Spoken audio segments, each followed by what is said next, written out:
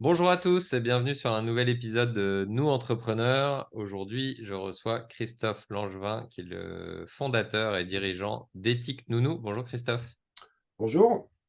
Bienvenue sur Nous Entrepreneurs. Alors, comme de coutume, Christophe, est-ce que tu peux, s'il te plaît, te présenter et nous dire comment tu es arrivé à créer Ethique Nounou? Bien sûr, alors, moi je suis Christophe Langevin, donc le fondateur, et président donc d'Ethique Nounou. Donc on existe depuis 2006 maintenant, ça va faire, plus de 17 ans. Alors la marque Ethique Nounou existe depuis 3 ans, Ok, puisqu'auparavant j'ai fait partie, de 2 réseaux de franchise, dont le dernier où j'étais associé et on était, clairement en désaccord sur, la ligne stratégique et notamment, le souhait, d'aller sur le statut entreprise à mission. On va peut-être en reparler après. ouais, C'est pour ça que, j'ai fondé Ethique Nounou, qui est donc une marque complètement indépendante et 100 lyonnaise. ça marche, super. Et donc, pour comprendre un petit peu, qu'est-ce qui t'a amené dans le secteur de la petite enfance? Parce que tu dis qu'effectivement, il y a eu plusieurs étapes, mais même avant ça, qu'est-ce qui t'a amené, toi, dans le secteur de la petite enfance et sous format franchisé ou maintenant indépendant, etc., à te lancer? Alors en fait, l'histoire a commencé très tôt puisque j'étais, donc à 25 ans, 24 ans je crois de mémoire, diplômé Subdeco à Dijon et j'ai créé ma première entreprise de service à la personne à ce moment-là, Ok, en étant, financé par la caisse d'épargne à l'époque, parce que j'ai eu un prix, de création d'entreprise à ce moment-là et par la suite alors cette entreprise, bon, j'avais pas beaucoup de moyens évidemment, pas beaucoup d'expérience à l'époque.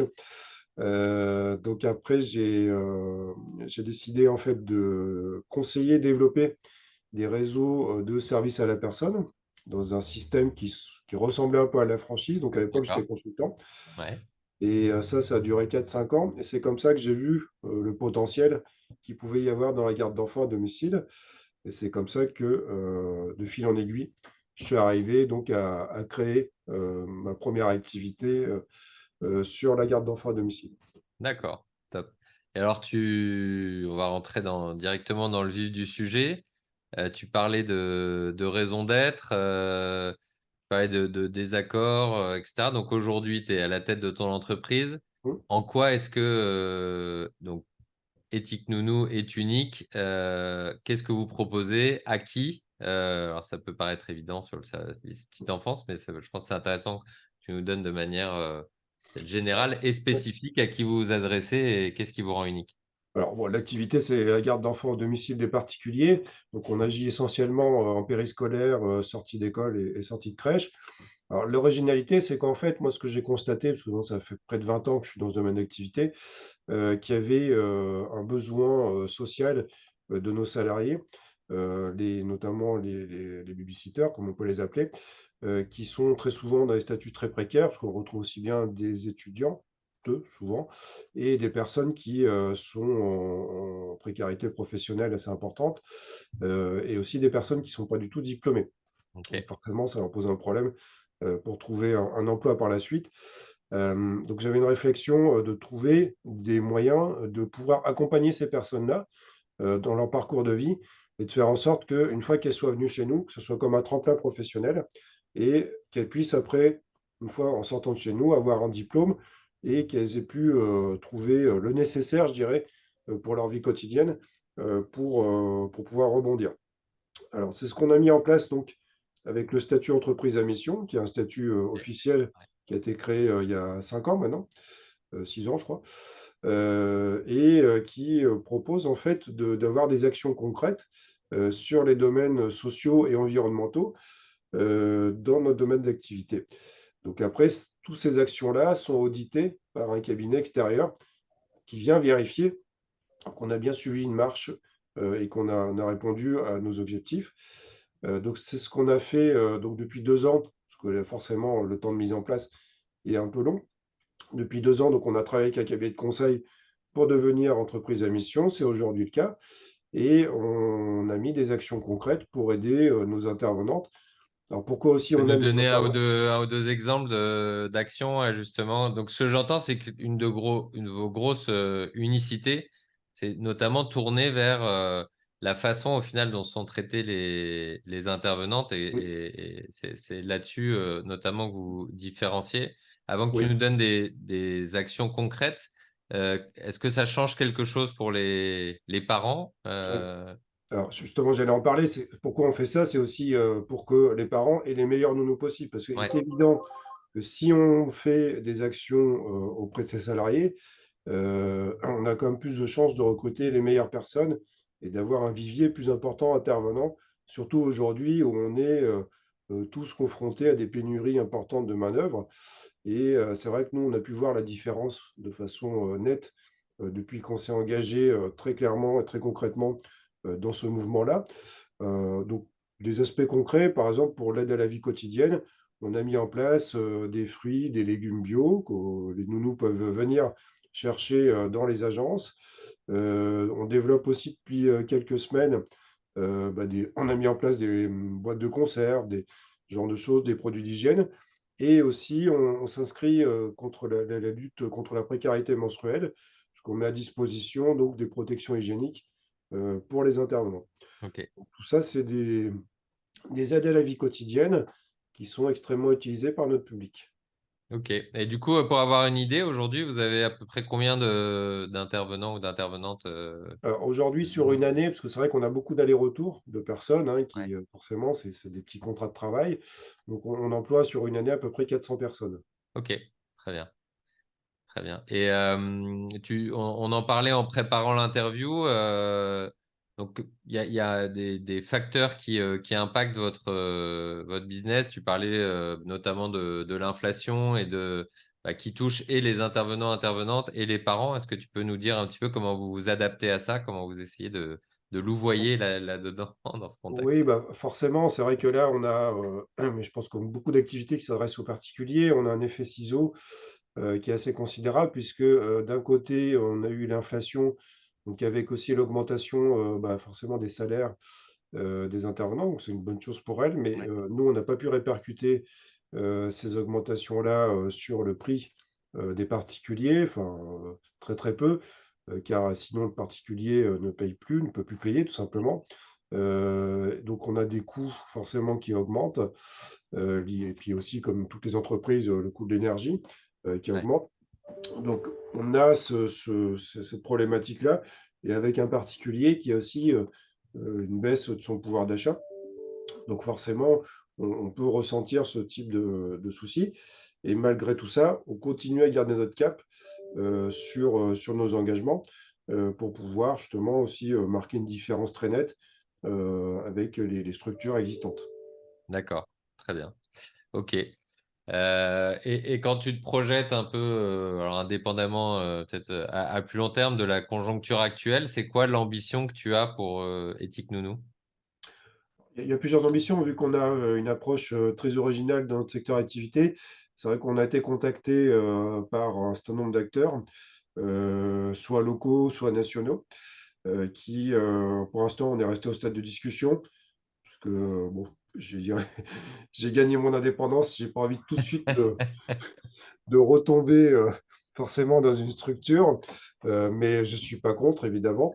Donc je regarde tout ça pour l'instant, j'observe, tous ces mouvements-là et c'est pas impossible qu'on ait un développement national, pas immédiatement, mais d'ici quelque temps avec forcément une structure derrière nous, qui peut, nous aider au niveau financier et au niveau des compétences. D'accord, ouais, intéressant. Et est-ce que tu peux nous partager, donc tu as au final en étant dans le secteur de la petite enfance toute ta carrière, mais Quasiment, oui. sous différentes formes. Comment, pardon? Je dis quasiment, oui. Quasiment, ouais. Quels apprentissages, si tu as un ou deux apprentissages que tu ressors de ton expérience entrepreneuriale et que tu pourrais partager avec notre auditoire? Bah, je dirais souvent, le parcours d'entrepreneur chez entreprise, est forcément complexe. C'est-à-dire on a des réussites et des échecs, hein, ça c'est évident. On connaît tous les 2 en général, hein. C'est très rare qu'un chef d'entreprise ne connaît que des réussites. L'inverse aussi, hein, forcément. Si on connaît que des échecs, c'est problématique. Ouais, Et c'est souvent, dans les échecs, qu'ils soient importants ou moyennement importants, qu'on voit aussi la capacité de l'entrepreneur, de faire face. C'est ça justement qui fait, qu'on arrive ou pas à continuer à se développer et à croire toujours dans ses idées. Et puis je pense que ce qui est très important pour un chef d'entreprise, c'est d'être bien entouré. Bien entouré au niveau professionnel, avoir des personnes qui vous conseillent, qui vous apportent une vraie valeur ajoutée. Ça, je pense, c'est fondamental et puis être bien entouré dans sa vie personnelle. Parce que, c'est sûr que si, quand ça va pas, vous vivez avec quelqu'un, qui, sans arrêt vous fait des reproches, par exemple, c'est très difficile à vivre. Donc, quand vous avez des moments compliqués en tant qu'entrepreneur, mais c'est pareil, je pense, pour tout le monde, c'est vrai que la pression, je pense qu'on la ressent plus quand on est entrepreneur ouais, parce que, bah, on n'a pas de filet de sécurité, hein, donc c'est forcément un peu plus, touchy, je dirais. Quand on rentre chez soi et qu'on a déjà géré beaucoup de problèmes et que c'est stressant, on a forcément aussi envie, d'avoir un environnement sain et stable, pour pouvoir, franchir des paliers et des caps. d'accord. Top. Donc bien, ouais, bien s'entourer, autant dans le pro que dans le perso. Ouais. Oui, Euh, je pense que c'est C'est fondamental. effectivement un apprentissage qui revient souvent. Pour mon plus grand bonheur de business coach, évidemment. Oui, j'y pensais même pas en le disant. C'est vrai que si c'est évident, hein. Je pense que si on est mal entouré, au niveau professionnel, enfin au niveau perso aussi, hein, je pense que tous Ouais, les ouais, deux sont ouais, importants, hein. C'est très compliqué, de pouvoir, franchir des caps. Il y a aucun chef d'entreprise qui a la science infuse, qui connaît ouais, tout, qui sait tout. Donc forcément, on a besoin d'apprendre et souvent on apprend dans la difficulté. C'est souvent le parcours de vie.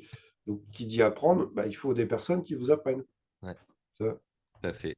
Tu prêches un convaincu, évidemment. Et est-ce qu'on arrive déjà, c'est un format assez court, mais est-ce que du coup, déjà, est-ce qu'il y a une question que je ne t'aurais pas posée, un sujet que tu voudrais aborder et qu'on n'a pas traité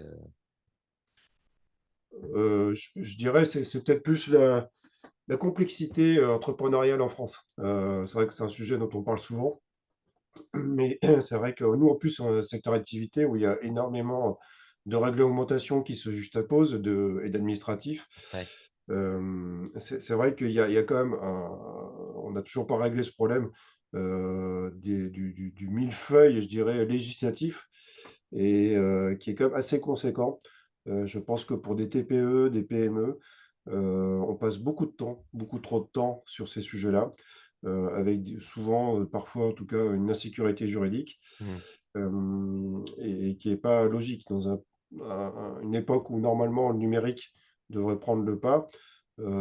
Si je te montrais nos archives, et tous nos papiers qu'on a encore, parce qu'on ouais, doit les avoir, ouais. une obligation, hein, c'est pas par goût, c'est très impressionnant. Et les centres d'archivage en France, je pense, travaillent très bien. Ouais, aussi, ouais. Tout à fait. Est-ce que tu as une actualité, un appel à l'action, quelque chose que tu veux adresser aux entrepreneurs du Rhône qui nous écoutent?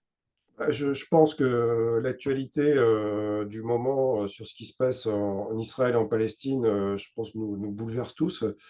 Et je pense qu'il faut qu'on soit, justement très solidaires de ce qui se passe. J'ai été assez choqué de certaines paroles de certains politiques, on va dire, qui ajoutent de la confusion à la confusion. Je pense qu'on est dans une époque où beaucoup de choses se confondent. Il ne faut pas confondre, par exemple, sur cet exemple-là, le fait que Israël peut mener telle ou telle politique, mais ça n'empêche pas de condamner de façon très nette et sans bavure les exactions qui ont eu lieu depuis la semaine dernière. Hmm, Là, on est dans le cadre de la barbarie. Et encore une fois, je dirais, nos valeurs occidentales sur la liberté sont attaquées de façon quand même très très ferme. Donc c'est ça qu'il faut avoir en tête. On a beaucoup de pays qui aujourd'hui sont contre le modèle occidental, la Russie, l'Iran, enfin les dirigeants en tout cas de l'Iran, parce que la population veut les renverser, mais c'est très compliqué forcément. Et donc une partie du monde musulman, mais la partie vraiment intégriste, voilà, ne veut pas entendre parler de nos valeurs. Et je pense qu'il faut être clair là-dessus et pas se tromper de combat.